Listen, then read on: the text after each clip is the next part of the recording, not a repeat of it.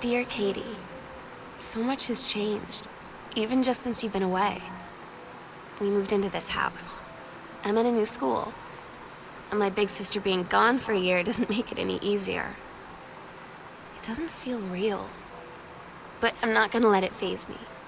I used to tell you everything, and if I can't do it in person, because you're off gallivanting around who knows where, I'll tell it to this journal, just like I was talking to you. Oh my God. You are so lucky you finished high school before we moved into this house. So, it's the first day of school, and there I am, introducing myself to the class. And I say that I just moved into the house on Arbor Hill. All of a sudden, every kid in the room turns and just stares like I suddenly transformed into a mutant. I just stood there, wishing pretty hard for a rewind button. Because now maybe nobody knows my name, but they all know who I am. The Psycho House girl. Great. You know that feeling where the first moment you see someone, it's like they have a big gold star around them, and you have to get to know them? Well, there's this girl. I think she's a senior. She's usually dressed kind of punk, but sometimes I see her in this, like, army uniform. She's always drawing in this notebook, looking so intense. I had no idea how I would ever, have an excuse to talk to her. Till I noticed she and her friends hang out and play Street Fighter at the 7-Eleven every day after school. When you live in one place your whole life, your next door neighbor is kind of like your default friend. And Daniel only got weirder over the years. So moving away has been a good excuse to, not see him anymore. But he did always have the good Nintendo games. Maybe I'll give him a call. So you know what they say about the best laid plans of mice and men? Yeah, it turns out it applies to Street Fighter too. At least I worked up the courage to walk into the 7-Eleven and ask for a turn, but all that practice at home did not exactly translate in the wild. So after I was finished getting my butt kicked, I followed them outside while they smoked. And that was when she asked me if I was that Psycho House girl. But then she said she's always really wanted to see the Psycho House. Her name is Lonnie. She's coming over tomorrow. It's weird hanging out with girls. Daniel was around ever since I was little, and other girls? I don't know. But being around Lonnie is instantly just right. I gave her the grand Psycho House tour and took my revenge on Super Nintendo. And it was I don't know, I finally found someone I feel normal around. I drove her home and she gave me this tape and said, "You have got to listen to this." I haven't stopped playing it since. Lonnie brought her hair dye over today. She said, "I need to fix these roots. Think you could help?" Dyeing hair is weirdly intimate. I don't know if I've touched someone else's scalp before. That's pretty intimate, right? It felt intimate. We looked in the mirror together after, and I expected her to say something about how it looked crappy or good or whatever. But that's when she said, "You're so beautiful." And she was looking at me. Right in that moment, I wanted to say something, but I waited, and the moment was gone. Sometimes you just have to lie to Mom and Dad. Like when Lonnie asked me to see a band with her and stay over at her friend's place in the city after. That's a lie to Mom and Dad situation. But it was so worth it. The girls on stage were just so loud and real and awesome. And everybody was moving together like one huge tide of sound. Between two songs, Lonnie leaned over and said, "How do you like your first show?" I was so happy. I felt tears starting in my eyes. And then she up and hugged me. I think she could tell. At Todd's brother's place after the show, there was only a futon to sleep on, so Lonnie and I shared it. The lights went out. I was turned toward her. My eyes started to adjust, and then I could see she was looking at me, too. In the dark, she smiled. My heart was beating so fast. I rolled over. I felt so, I don't know, nervous? After a minute, she put her arm around me and was so close and whispered in my ear, "I really like you." I just nodded my head, and I really hope she could tell. I really hope that she meant what I think she did. Lonnie came over today, but everything was different.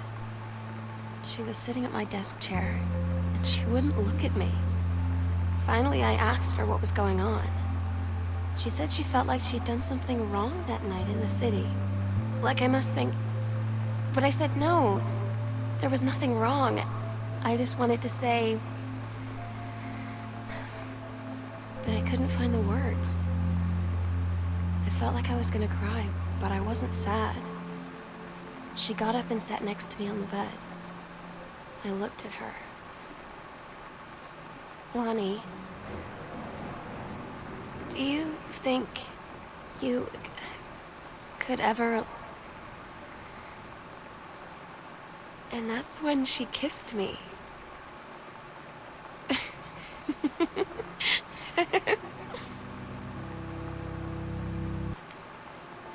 It's different now. I mean, we still hang out all the time like before. But now when no one else is around, well, you know. So you could say we're dating. But it's secret. Secret dating? I don't know. I mean, I guess that's the real difference. Now when we get off the phone or go home for the night, or it's just quiet and we're alone, we say I love you.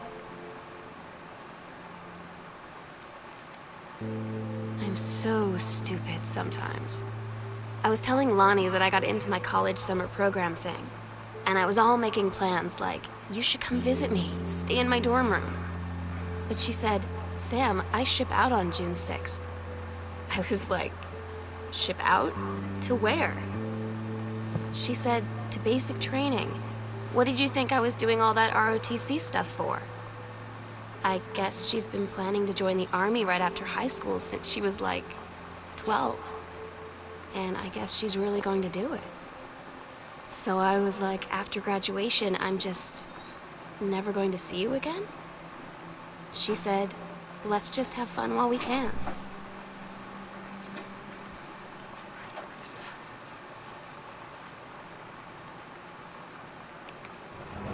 Todd's band lost their singer. Todd said he sucked. Lonnie said he got sick of Todd's shit, and he was complaining about needing a new singer. So Lonnie was like, I can sing. And they were all kind of like, you can? And she was like, probably. But she's been rehearsing with them for like a week now. And I finally got to see them play in Todd's basement today. And she's actually really amazing. I feel so proud when she's on stage. It's incredible being in awe of someone you love. So everybody knows it's like a temporary situation till she ships out in June. But till then, I'm gonna be at every single show. They tell you to stick with the group on field trips, Katie. There's a reason for that. Lonnie and I snuck off on the side paths at Multnomah Falls and got a little lost. Okay, a lot lost. Like, for hours. Right before the bus left, we found a trail and came running down the path, soaked and covered in mud, shouting for the bus not to leave. The school called home. Mom and Dad said, you didn't get into trouble like this before you met that Lonnie girl. But I don't think they know about us. The kids at school, though, I'm really afraid that's a whole other story. Stick with the group, Katie. Stick with the group. Katie, you know how Mom and Dad are. Not exactly super open-minded about things. It feels like every minute I don't spend with Lonnie, I spend worrying about them finding out about us. And what would happen if they did? You know Dad's joke about the nunnery that he'd tell whenever he brought boys around the old house? I wonder where he'd want to send me. I don't get Lonnie sometimes. Like, her band, and our zine, and her hair, and everything are all anti-authority. But I watch her in JROTC, and she's doing drills in perfect formation, following orders, no question. And there's all this stuff in the news about don't ask, don't tell. Like, she's going to join the army and then have to lie about who she is. She said they don't need to know what they don't need to know. Like it was no big deal. This from the girl who trashed her locker to, like, defend my honor. I've learned when to stop arguing, though. I don't think Lonnie even gets Lonnie sometimes. I had an interesting talk with Mom and Dad tonight. One you were never gonna need to have. I mean, you've known, right? I've known. I've known since, like, She-Ra. Mom and Dad didn't, I guess. But they saw the zine and the stuff on the locker, and they were like, is there something we should know about you and Lonnie? And so here's the thing. I was prepared for them to be mad, or disappointed, or start crying, or something. But they were just in denial. You're too young to know what you want. You and Lonnie are just good friends. You just haven't met the right boy. It's a phase. That's what I didn't see coming. That they wouldn't even respect me enough to believe me. Well, joke's on them, because they're in for one very long phase. I asked Lonnie what she had to do to get ready to ship out for basic training. She said, not a lot, really. You're not allowed to bring anything with you. You have no possessions, no contact with the outside world while you're in basic. You just train hard every day, and then you deploy from there. So, they'll just send her away. To who knows where. The other side of the country? The other side of the world? My mind, like, can't process it. She's really going to be gone. Just gone. Daniel finally came over to get his game. I'd been dreading it. But he brought this story with him that I wrote when we were little. I started reading it, and then there I was, crying at the kitchen table. He asked what was wrong, and I was thinking about how we used to be friends, how much I take him for granted. But instead, I told him about school, and Dad, and Lonnie, and then how sorry I was that I wasn't his friend anymore. He gave me a hug and said it was going to be okay. For some reason, I almost believed him. Lonnie had her going away show with her band tonight. She's so incredible on stage. And she was singing, I could practically forget everything. That we only had 48 hours left. That I don't know what comes next. That I can't live without her. Then she dedicated the last song to me. And I couldn't take it. I was out on the curb in the alley, sobbing till my ribs hurt. I would follow her anywhere, Katie. But I can't. Where she's going. After a long time, she found me. She said she was sorry. She said, I wish things could be different. I just wanted to make you happy. I said, I don't think you can anymore. That's all I can show you for today. Next video I'll be showing you the rest and also explaining a few things. Anyways, that's it for now. See you guys. Don't forget to hit that like button and subscribe. Have a nice day.